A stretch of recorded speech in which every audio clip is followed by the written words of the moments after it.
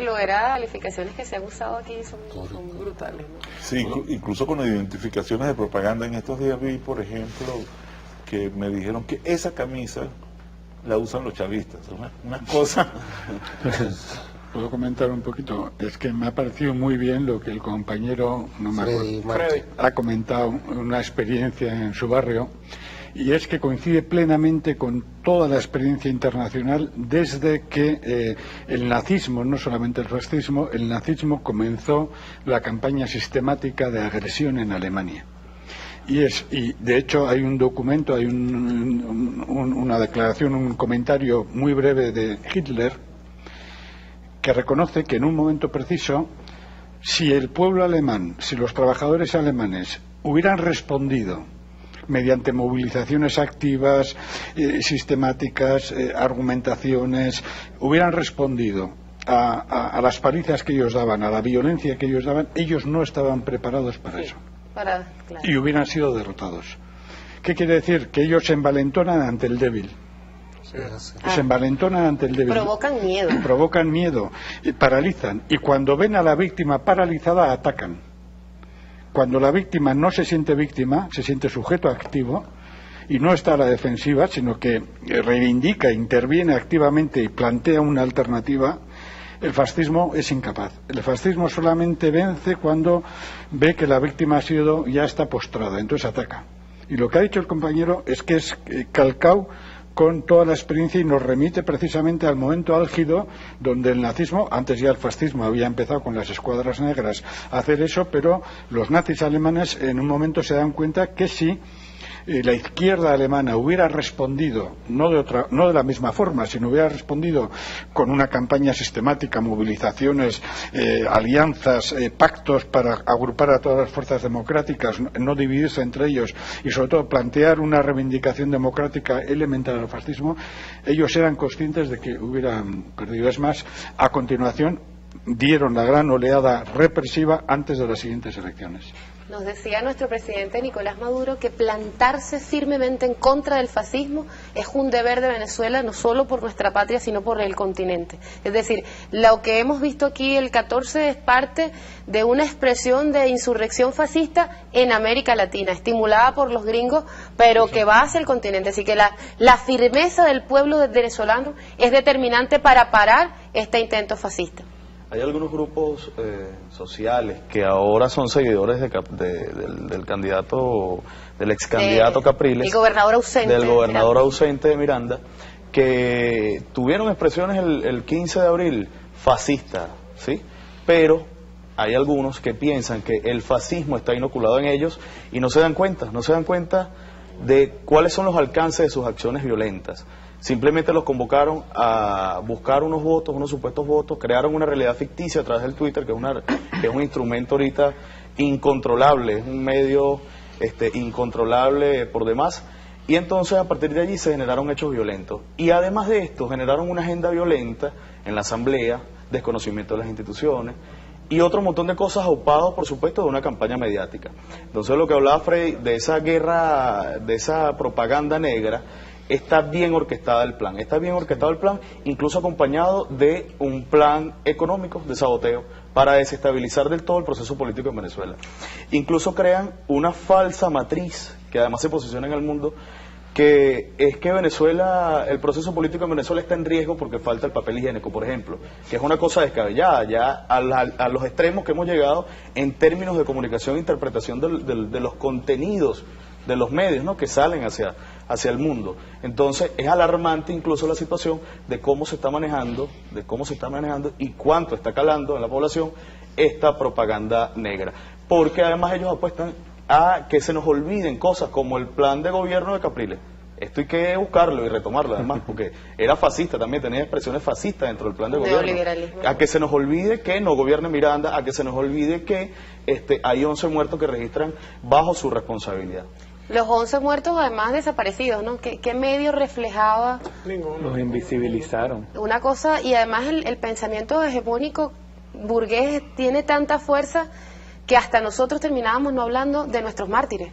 Bueno, los 11 mártires son la máxima expresión de ese fascismo que se ha desatado luego de las elecciones del 14 de abril, y sin lugar a dudas es una expresión que va a ser derrotada por el pueblo venezolano y tiene que ser derrotada por el pueblo venezolano. Lo que nos decía Iñaki de que esta cuarta etapa, que depende del pueblo venezolano, de este pueblo que ha resistido durante todos estos años y que lo seguirá haciendo, detener a ese fascismo y esos mártires, esos héroes, esos 11 héroes que fueron asesinados por el fascismo, depende exclusivamente del pueblo venezolano. Y ahí cito al comandante Chávez diciendo que, bueno, no somos el mismo pueblo que nos dieron el golpe de Estado el 11 de abril. Si bien faltan muchas cosas por hacer, muchas cosas por profundizar, estamos plenamente convencidos desde las comunidades, desde la comunicación popular, que estas prácticas van a ser un muro de contención, y así lo ratifico, para detener ese fascismo que se ha desatado y concientizar a nuestras comunidades. Tenemos 30 segundos para hacer un mensaje final. Sí, bueno, recordar el artículo de Heriberto González, el psiquiatra, donde mencionaba que nos bombardearon de falsa información, de temor, mucho temor. Nos van a quitar los hijos, nos van a quitar el apartamento, esto es un castrocomunismo, todo es malo, vamos a hundirnos, y eso nunca pasó. Y el psiquiatra explica claramente que después todo ese miedo lo pueden convertir en rabia, con una frase o con unas imágenes que ellos puedan presentar, y definitivamente eso fue lo que hicieron. En el video que veíamos recientemente del ex candidato presidencial, él habla de rabia y le provoca esa sensación a muchas personas que tenían mucho temor. Por eso es que se puede explicar de cierta manera la salida violenta que tuvieron muchos de ellos, pero repito, todo a partir de cómo los medios contrarrevolucionarios utilizan, valga esta redundancia, los medios de comunicación.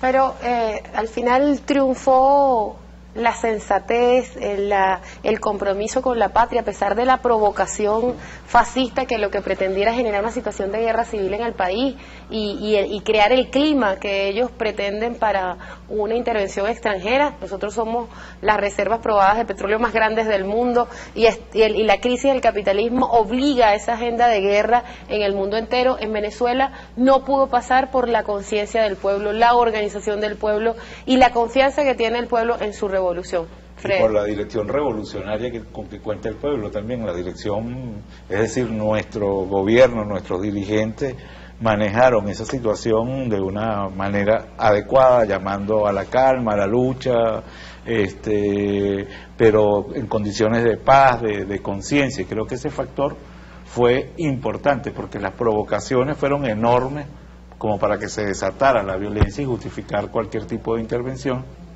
Pero nuestra organización, nuestra disciplina, nuestras convicciones nos permitieron frenar esa escalada fascista sin que haya habido hechos violentos provocados de nuestra parte.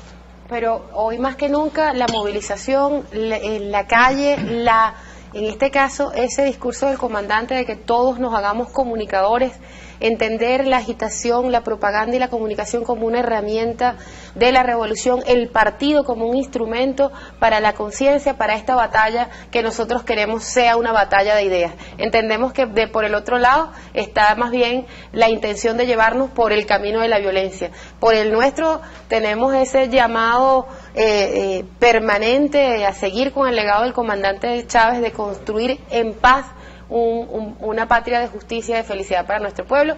Nuestro presidente Nicolás Maduro sigue en la calle, en el gobierno de calle, creando un sistema de gobierno popular, el casa por casa, y todos desplegados haciendo ese trabajo. Pero en este caso la comunicación es un arma, es una herramienta, es un espacio de encuentro, es el lugar donde todas y todos debemos coincidir, derrotar la dictadura mediática y construir la comunicación verdadera, humana, socialista, la comunicación que efectivamente permite el encuentro, la solidaridad, el diseño de esa patria bonita. Una frase final como mensaje. Bueno, hoy más que nunca nos toca esa tarea. Seamos todos un instrumento de propaganda de la revolución. Bueno, seamos como el comandante Chávez, los mejores comunicadores como pueblo.